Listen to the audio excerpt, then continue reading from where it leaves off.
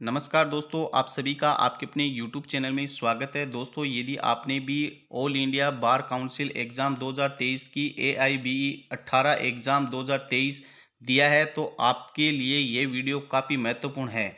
यदि आपके भी 38 से 46% नंबर बन रहे हैं, तो आपको घबराने की ज़रूरत नहीं है, क्योंकि ऑल इंडिया बार काउंसिल ने जो आंसर की जारी की है, उसमें कुछ प्रश्नों को सही होते हुए भी गलत बताया है।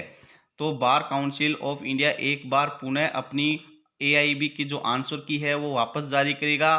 साथ में आपको ये बताएंगे कि आप इन 8 प्रश्नों में आपत्ति दर्ज करवा सकते हैं। आपके 100% ये प्रश्न सही होंगे।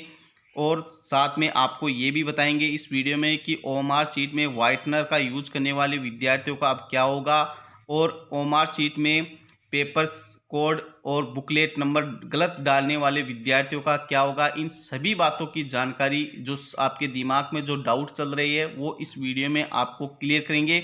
आपको बता दें, बार काउंसिल ऑफ इंडिया ने 12 दिसंबर को अपनी वेबसाइट पर AIBE 18 उत्तर कुंजी 2023 जारी कर दी है। परीक्षा 10 दिसंबर को आयोजित की गई थी। जो उम्मीदवार AIBE 18 परीक्षा के लिए सफलतापूर्वक उपस्थित हुए, वे अपनी यूजर आईडी और पासवर्ड के साथ लॉगिन करके सभी सेटों के लिए उत्तर कुंजी डाउनलोड कर सकेंगे। BCI ने सामान्य श्रेणी के उम्मीदवारों के लिए AIB कट ऑफ है वो 40% से बढ़ाकर 45% कर दी है। वहीं SC ST की जो कट ऑफ है वो 35% थी पहले, अब उसको बढ़ाकर 40% कर दिया है। Bar council of India BCI ने AIB 18 उत्तर कुंजी 2023 की जो आपत्ति विंडो है वो खोल दी है। जो उम्मीदवार आपत्तियां उठाना चाहते हैं वे AIB की आधिकारिक वेबसाइट पर जाकर लिंक पर क्लिक करके आपत्तियां दर्ज करवा सकते हैं। आपत्ति उठाने की जो आखिरी तारीख है वो 20 दिसंबर 2023 तय की गई है। 20 दिसंबर 2023 तक आप जो भी आपके प्रश्नों में डाउट चल रहे हैं, जो आपका प्रश्न सही हो रहा है और AIB ने आपके प्रश्नों को गलत माना है, तो उसके संबंध में आप आपत्ति दर्ज करवा सकते हैं। उसकी तारीख है वो 20 दिसंबर रखी गई है। इसके बाद में किसी भी प्रकार की आपत्ति आप दर्ज नहीं करवा सकते हैं। तो दोस्तों, हम आपको मैक्सिमम 8 प्रश्न ऐसे बताएंगे जिन जो सही होते हुए भी AIB ने उनको गलत बताया है। तो आप इन प्रश्नों में 100% आपत्तियां जरूर दर्ज करवाइए। सबसे पहले हमारे पास सेट सी की बात करेंगे। सेट सी में जो प्रश्न है उनके बारे में बात करेंगे। आपके पास कौन से सेट है उनमें आप इस प्रश्नों को जरूर मिला ले। हम सेट सी के बारे में बात करेंगे। सेट सी में 3 नंबर का जो प्रश्न है, हिंदू विवाह अधिनियम 1955 के अनुसार कब दो व्यक्तियों को एक दूसरे का सौतेला रिश्तेदार कहा जाता है। तो इसमें जो AIB का जो उत्तर था वो सी था, जो गलत है। इसमें जो सही उत्तर होगा वो बी होगा, जब वे एक ही पूर्वज की अलग अलग पत्नियों के वंशज हो। तो आप इसमें आपत्ति दर्ज करवा सकते हैं। हमारे पास जो पेपर सेट सी है, आपके पास कौन सा सेट है उसमें ये प्रश्न देख ले कौन से नंबर का प्रश्न है, इसमें आप जरूर आपत्ति दर्ज करवाए। इसके बाद में नेक्स्ट प्रश्न की बात करते हैं। 4 नंबर का जो प्रश्न है सेट सी में, वो है हिंदू विवाह अधिनियम 1955 के अनुसार निम्नलिखित में से किसे आमतौर पर हिंदू विवाह के लिए वैध शर्त नहीं माना जाता है।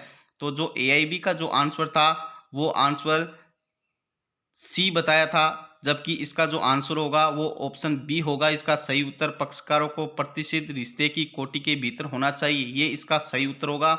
इसमें भी आप 101% आपत्ति दर्ज करवा सकते हैं। इसमें ये आपका प्रश्न है वो सही होगा और आपको अंक मिलेंगे।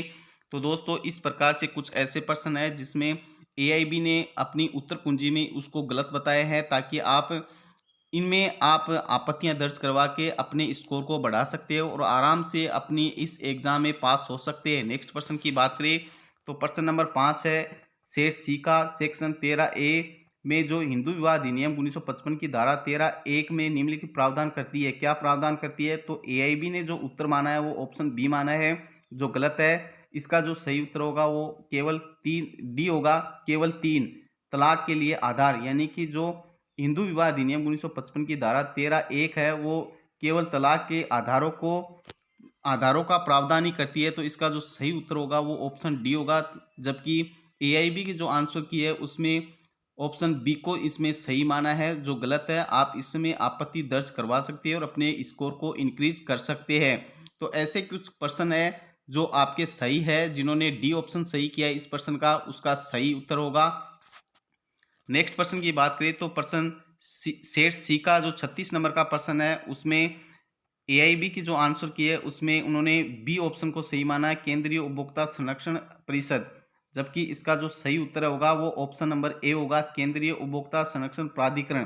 तो आप इसमें भी अपनी आपत्ति दर्ज करवा सकते हैं। सेट सी में 36 नंबर का प्रश्न है, इसका सही उत्तर होगा वो ऑप्शन ए होगा, जबकि एआईबी ने जो उत्तर माना है वो बी माना है। आपकी सेट में आपके जो पास पेपर सेट है उसमें ये किस नंबर पे प्रश्न है उसको आप उसके हिसाब से अपनी आपत्ति दर्ज करवा सकते हो। नेक्स्ट है पेपर सेट सी का 57 नंबर का जो प्रश्न है उसमें रे बेरोजगारी मामले में प्राप्त सलाहकारी राय के आलोक में निम्नलिखित में से कौन सा संवैधानिक संशोधन अधिनियम पारित किया गया था।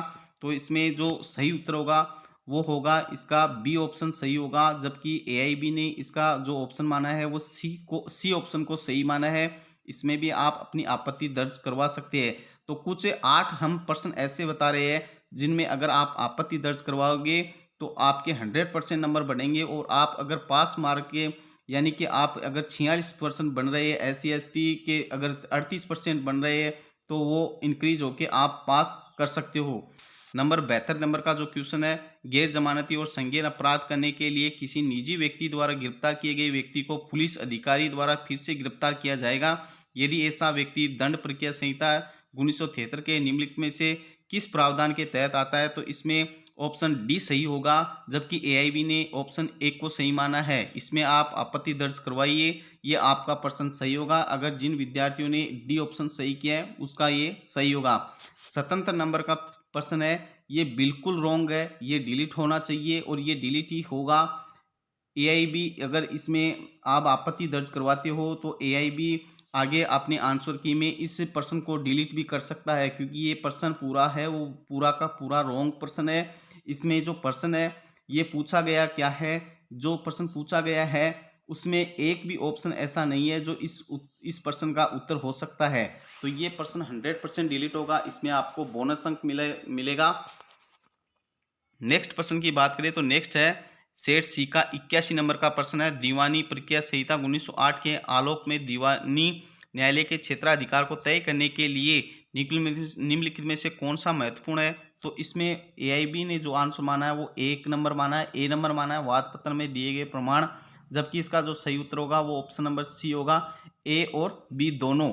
नेक्स्ट प्रश्न की बात करें तो 87 नंबर का जो क्वेश्चन है उसमें निम्नलिखित में से किस संशोधन अधिनियम ने दीवानी प्रक्रिया संहिता 1908 में बिना सम्मन के गवाह को पेश करने का प्रावधान किया गया था। तो इसका जो सही उत्तर था वो ऑप्शन नंबर ए है, दीवानी प्रक्रिया संहिता संशोधन अधिनियम 1976, जबकि एआईबी ने जो उत्तर माना है वो सी है, दीवानी प्रक्रिया संहिता संशोधन अधिनियम 2002। ये एआईबी ने माना है, जबकि इसका जो सही उत्तर होगा ऑप्शन नंबर ए होगा। तो दोस्तों इन प्रश्नों में आप जरूर आपत्तियां दर्ज करवाइए। अगर आपने ये प्रश्न सही किए हैं तो एआईबी 18 उत्तर कुंजी 2023 में जो आपत्तियां कैसे दर्ज कराए ये भी आपको बता दें। एआईबी के आधिकारिक वेबसाइट पर आपको जाना होगा, होम पेज पर अवेलेबल एआईबी 18 उत्तर कुंजी 2023 आपत्ति विंडो पर क्लिक करना होगा, पंजीकरण विवरण दर्ज करें और सबमिट पर क्लिक करना होगा। उस पर्सन का चयन करें जिसके विरुद्ध आप आपत्ति उठाना चाहते हैं। एक बार हो जाने के बाद सबमिट पर क्लिक करें, पुष्टिकरण पृष्ठ डाउनलोड करना होगा। आगे की आवश्यकता के लिए उसकी एक हार्ड कॉपी है वो अपने पास जरूर रख ले। तो दोस्तों हमारे द्वारा दी गई जानकारी आपको कैसी लगी, ये वीडियो आपको कैसा लगा। वीडियो अच्छा लगा तो लाइक करिए, अपने दोस्तों को ज़्यादा से ज़्यादा शेयर करें। अगर चैनल पर नए हैं तो चैनल को सब्सक्राइब कर ले, साथ में इस घंटी के बटन को जरूर दबा लें ताकि आपको भी ऐसे ही नई नई जानकारी की वीडियो का नोटिफिकेशन सबसे पहले मिलता रहे। जय हिंद, जय भारत, थैंक यू।